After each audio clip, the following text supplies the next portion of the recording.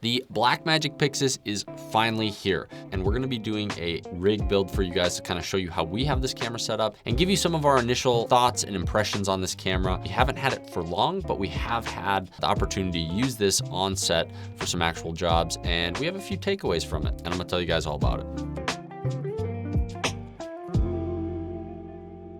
We got our new PYXIS in a couple weeks ago, actually, and we had hoped to make this video a little bit sooner, but with some production scheduling, we did not have the time. So I'm coming to you now after having used it on a couple different productions, and we want to give you kind of our thoughts, our initial thoughts on using this on a real production, in addition to kind of how we have it set up here. As you can tell right away, we are not using a specific cage on this, so I thought it would be helpful for people to see kind of how we've configured it without a cage. We may be doing a cage in the future.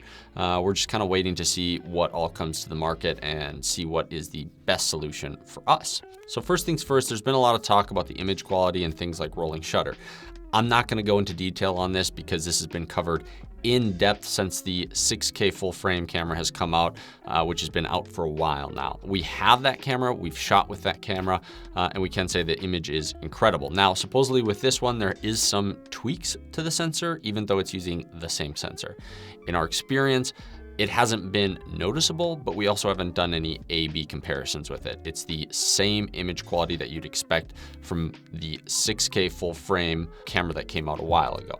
The second thing is the rolling shutter. I feel like out of anything with this new Blackmagic full frame sensor, that is probably the hottest topic that we've heard. In our experience, again, shooting with these cameras for a few months now, we've really not had any issues with this rolling shutter. Yeah, it's no global shutter, but we don't do a ton of super high action, fast paced type shooting, so it's really not a problem for us. Now, that doesn't mean that we don't do, handheld or lifestyle footage. We do that from time to time. We've never had issues where the rolling shutter was a problem. So that's kind of our take on it. I think it gets a little bit more attention than it really calls for, especially at this price point of $3,000. It's pretty incredible what this camera is doing. Our first impressions with this camera are the build quality right away. First thing you notice when you take it out of the box is the build quality on this is really fantastic. Which is great to see, and that's kind of expected. When we saw it at NEB, we noticed that the build quality was a significant improvement over some of their other cameras. Now, the second thing is this side screen. Now, this one, I kind of knew that this wouldn't be really that useful as a camera operator. It's nice, obviously, to have for some camera settings, but now having used it on some shoots, some things that we have noticed is that this side monitor really has become more useful as a first AC tool for adjusting things like metadata or double checking settings or record settings. It's really, really useful. You can still have your camera operator working on the top monitor and have your first AC come up, make adjustments without interrupting the camera operator, which is actually really nice. We found ourselves doing that on set. Now, that being said, as a camera operator, it was kind of an adjustment to make because personally, I've gotten very used to using the incredible touchscreen, the OS that Blackmagic has, even when it comes to things like changing shutter speed and white balance. Even though there are physical buttons for that, I just find it really quick to use the touchscreen. So only having the touchscreen on the side is definitely a bit of a headache. So I'm very much looking forward to that top mounted monitor just to simplify the whole setup. Now, in terms of other stuff, there's not a lot. I mean, it's what you expect from Blackmagic, and it's what you expect if you're coming from some of their other cameras. We've used the Ursa line as well as the Pocket line and the 6K full frame cameras. We've used them all. The big difference is just the body style. Not having a cage and just having to use raw components when we got this in the mail quickly made me realize how great this camera is to build out to your own needs. Having no custom parts for this and just being able to make it super, super usable was really, really great. Now, we have quite a few things going on here, and I'm gonna give you a breakdown of kind of how we have it all built out. But to go over just a few things with this camera right away, obviously this camera, it does not have internal NDs. One thing that we've been seriously considering is going with an insert filter option. But with these Athena lenses, the protrusion in the back makes that a little limiting. From my understanding, things like the MoFage adapter do not work. I believe the breakthrough adapters do work, and I think that's gonna be the route that we're looking at going. We've been using the Athena lenses. We've been really, really liking these lenses. They're super fantastic from a size and weight aspect. The quality is really, really great. The focus breathing is really, really nice. Coming from some of the Sigma stuff, that was actually a really breath of fresh air, if you will. So I've been really liking these Athena lenses, and we're using the PL mount with this. We have the PL to L mount adapter here. We're using the Nisi one. Again, we're looking at that breakthrough so that we can have those filter inserts just to make this an even quicker camera system. On the bottom, you'll notice here is a little piece that helps mount onto this. This is just to help secure everything. We were using the L mount Blackmagic, the 6K full frame cameras, and this was a pain point for us, was just with that body style, finding a way to support the lens mount, the lens adapter, was surprisingly harder than it should have been, because the way that the Tilta cage kind of protruded out, you couldn't get this piece down here. Now, with PYXIS, it's not a problem. Moving farther towards the back, you'll notice we got a BP battery on here. Now, this is not the only battery system we're using. Now, the great thing with these is you have the USB-C charging, because we do not have a BPU battery charger. Frankly, we've had no reason to use BP batteries. And so this has been a fantastic solution, because we were able to get the batteries and just roll with what we already have, which we have tons of USB-C charging. The nice thing with these two is they have the D-tap, so it just is a simple, clean solution for this. And I think this is kind of the best option if you are looking at operating this camera as a solo operator. It simplifies the setup. You still have a D-tap for, an additional accessory, whether that's a monitor or transmitter, things like that. You have that option. Now, the one downside to these, and frankly, any BP batteries, regardless of the brand, is that they stick out pretty far. But realistically, even if you want to do a V-mount battery on this, it's gonna stick out this far. The one thing with these that I love is, even though it sticks out, it is 99 watt hours. So this is the same capacity as a lot of the larger 99 watt hour V-mount batteries, and it's pretty dang small with that in mind. So these have been a great option so far. Now, the other option that we have, the other thing that we've been using, is this setup. This is a little bit beefier, but this is a combination of V-mount batteries, and if you kind of disassemble it, you'll notice we have the DJI Transmission system. And then that is connected to a V-mount 15mm rail. This is actually the Nitze one. This has been working really well. We actually use this with the 6K full frame. So we have that on here, and then we're using the Tilta V-mount plate adapter. This does add some thickness. It's the only downside, but it really cleans things up and allows you to have one less cable because it does pass-through power. And then again, we're using core batteries. We've had these for a long time. These are the Nanos. And we've had really, really good luck with them. They're relatively slim. They fit nicely onto the V-mount plate here. And so as you can see, obviously it adds some thickness, definitely.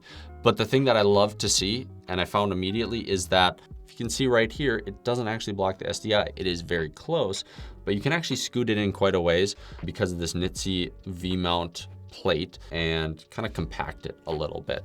So it makes for a great solution there. You can kind of see just what that looks like. Makes for a great solution if you're needing to run V-mount and if you're needing to run a transmitter.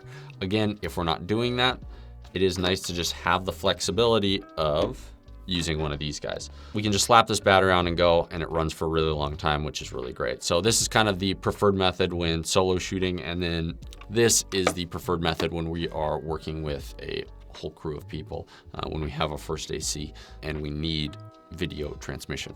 I'm going to finish disassembling this, and then I will do a little bit of a montage build, kind of building it back up.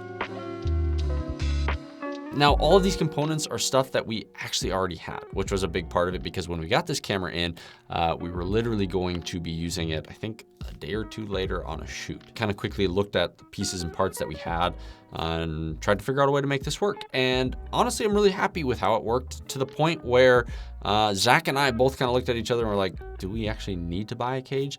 I feel like this is pretty usable the way it is. So currently we're just kind of waiting to see what else comes out and see if we feel compelled to buy a cage or if we really need to. Because a big thing with this is this kind of keeps it a little bit simplified, which we kind of like. Without further ado, I'm gonna give you guys a rundown on what we're using here, how to build this up, and what this whole system looks like. So let's get started. All right, so first things first, right here is a 15mm rod clamp that also has a NATO rail on it. This is actually the piece that came with this LiDAR mounting kit from Nitze. We use 2 of them because we actually have 2 LiDAR units here at Threefold, but we decided to just use them both here because we mounted the LiDAR for our gimbal on a different way. So I'm gonna mount this here to the 2 ⅛ threads right here. And then you have a little bit of play here, as you can see. The next thing that we need to do just to make sure that these are aligned, because there's that adjustment that can happen, is this one's already locked down. So just slide this guy through, and then that'll kind of give you an idea of where that needs to be mounted. So we can tighten that down. Kind of adds a little extra support versus just having one too. And then we can mount the handle just like this, or we can mount it just like this, which is really nice. The next thing would be this guy, which is the base plate. So we can mount this on the bottom. This base plate is from Tilta actually, and then I'm using just some SmallRig carbon fiber rods on this. The big kicker with this one is it makes it a little hard to mount because you have very limited space here. Normally you'd have more distance. And then the other thing is that you have to use ⅛20s. There's no 3/8 option with this guy. But I did find a way to make it work, so I will show you that now.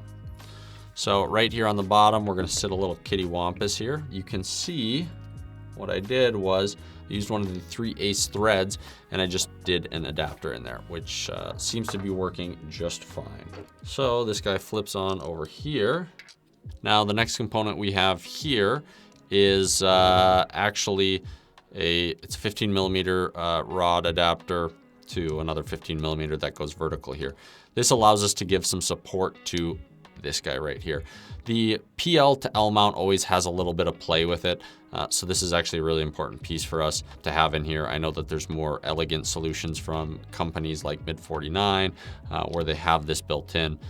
So this is, kind of a hacked together way of doing it, but it does add that extra additional support to kind of keep everything solid. This piece just kind of pops in like this.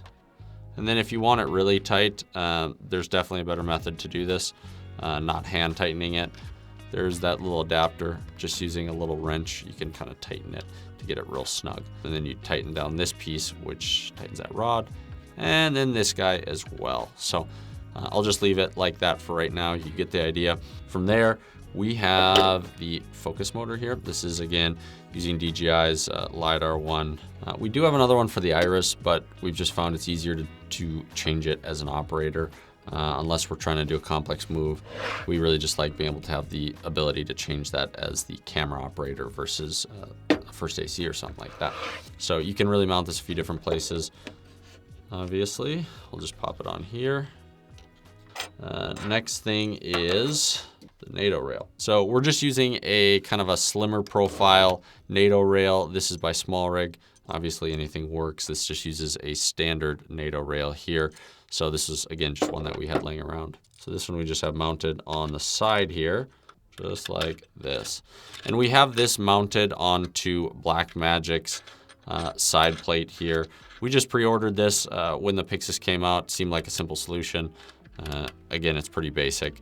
I know that there's a ton of different people that make these. We just decided to go with this one just for simplicity right now. Maybe we'll do something later. So there you go. That's where that NATO rail goes. Again, for this side handle, which slides in just like that. So take this off for now though. For the top, we are using what is unfortunately a discontinued handle. I absolutely love this handle from SmallRig. It's one of my all-time favorite handles because it is just super flexible. So first of all, what makes it super flexible is this has become a very common thing, obviously, but having just a little tool magneted in there. But then the nice thing is it has these 2 bolts here on the side that if you loosen, you can slide it. In addition to that, they did make extensions that could connect onto here because you can actually remove this piece right here. We're using it. But if you want it to be a longer handle, you have that option. We've chosen to use it like this and then mount it on the back. So it mounts just like this. This allows a little more clearance for some of the stuff on the front, and it seems to balance pretty well when we have this guy on the back.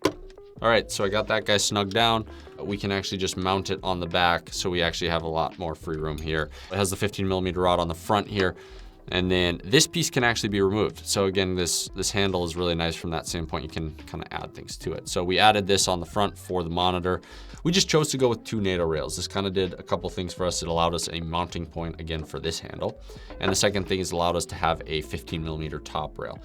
Perfect scenario, I think it would have been nice to have 2, but we just decided to stick with 1. So the next step from here is adding this cross rail here, this 15mm cross rail. This goes across, and this is what we are mounting the monitor to. For the monitor, we're actually using a Nitze monitor mount. This goes from 15mm here to a NATO rail here. And then we have a NATO rail mounted on the bottom of our SmallRig 702. This is a really simple solution. We've had really good luck with these monitor mounts from Nitze. You can adjust the tension here on the front of it, and it just works really well. So that goes right on here. I'll hold off putting this guy in because it's pretty big. It's 7-inch. The next thing is the LiDAR unit. For the LiDAR unit, we're using the Nitze LiDAR unit. I really like what they did here. It's really adjustable. There's a few components to it. 15mm unit that just bolts onto the bottom, and that works really good. All based on 15mm rods, which is great, and then a NATO rail here. So this is really nice again, because like I said, you have 3 different height adjustments on this. This is a 15mm rod with a 1/4-20 on it. So you can kind of adjust that height on the LiDAR unit. If you're using something like a matte box and you don't want it to kind of hit that, you can bump it a little higher or a little lower. On this front rail, we just slide this guy on right here, and then we can clamp it down, and it looks a little something like this. Pretty simple, but then it allows you to mount this guy pretty slick. So that's kind of what that system looks like there. For our bottom plate, this is just a whatever that name is. It's a really long one. It's a Manfrotto style. We could be using dovetail. We've just found that these work pretty decent, so we've stuck with these. From there, for cables, SDI, we've been using this guy. It's a little wooden camera SDI coiled cable. It's kind of the perfect length, and it's reasonably priced. I think you can get it for around 16 bucks on Amazon, so we've been really happy with that. And then for power cables, we actually had a ton of D-tap to 2-pin because these are super common. They're used with a ton of different accessories, which I love seeing that's what Blackmagic is using here on the rear of the camera. So that's what we're using if we're using V-mount. Again, I covered this battery. So this is the battery that we're using kind of for solo operation. It works really well. It kind of keeps the whole system a little bit more simple. For this, I'll show you how we kind of have the V-mount set up. Again, we have a couple components here on the V-mount. I'm gonna slide this off to the side. We have, first of all, a Nitze battery V-mount plate. I like this one because it's really small and compact, and you still have D-tap on either side, which is nice, as well as USB-C. That works really nice. The other big thing with this guy is when you slide it on the rails here, it actually, as you can see, clears the SDIs. So you can have SDIs plugged in here and it doesn't conflict. That is even the case when you have this guy on. So this allows it to just be a lot more compact. You can really squish it in there. That's really nice with this Nitze plate. And then the next thing we have is obviously the DJI Transmission. And with the DJI Transmission, we are using the Tilta V-mount adapters. This just reduces the amount of cables that we need because this has pass-through power, which is really nice. So all we have to do is hook up the SDI cable. So this whole system, again, looks like this. It adds a little bit of bulk, but if you need a transmission system, I think it's a really nice way to do this, to just have it on the back. So that's what that looks like.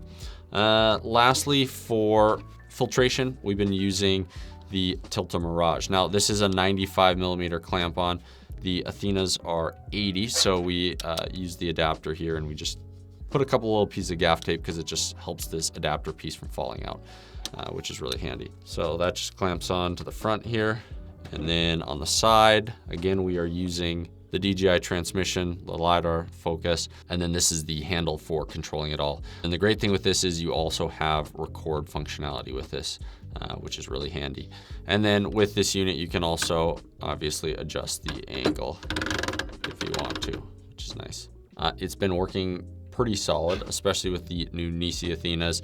There's been a few little bugs here and there, but overall, the amount of time that it saves us on set, especially with really tricky camera moves, is absolutely incredible. We've really come to love this guy. So finally, you have a few cables like this for the LiDAR, the USB-C cables. Again, you have the SDI cables for hooking into the monitor here. The other thing to factor in is powering the monitor. This needs to be powered somehow. So what we're using for that is this cable mess that I have. So this is a couple different things. We have an SDI cable, and then we have a dummy LPE6 battery to DTAP. So this just runs to the back here, plugs in. Because we're already using SDI with the small HD, and we also need it for this, we are actually running the SDI signal from the camera into the transmission, and then we're using the SDI out on the transmission to feed to the monitor. So that's kind of how we have it set up. Obviously, that won't be an issue when we get the PYXIS monitor. All in all, that is the camera setup for this guy. It's built out quite a bit, but works pretty well for what we're doing. One other final note, for media, we've been using these Nova chips. We actually did a review on these guys. We have the 660 gig and the 2 terabytes. We have had absolutely no problems with these. These have been really solid cards for us and been really happy with the performance. So we are continuing to use these on the PYXIS camera without a hitch. That is the rig build down. That's kind of how we have this camera configured. Now we have it kind of bare. Not having a cage does kind of keep it a little bit more slim. Who knows, we might do something in the future, but for right now, this is how we currently are using it, and it's been working pretty well for us. So what is our takeaways from using this camera? Well, first of all, I think that the PYXIS monitor is going to be an absolute essential. As much as I love how easy it is to rig this up, losing that touchscreen functionality, that amazing Blackmagic OS from a operator standpoint is definitely a bummer. I'm very much looking forward to utilizing this front USB-C port because that will free up that back SDI port for something like the transmission and not having to deal with using pass-through for the operator monitor as well as the transmission unit. So all in all, this camera is really exciting. I think it has so much potential for the future. For adapters, this camera system and Blackmagic as a whole has never been more versatile in my mind. They finally listened to all the demands, wants, and desires of everyone with coming out with this form factor, and I think it shows a lot of potential and promise. Hopefully that breakdown was helpful for you guys, and always, if you enjoyed this video, please hit the subscribe or like button, and we will see you guys in the next video.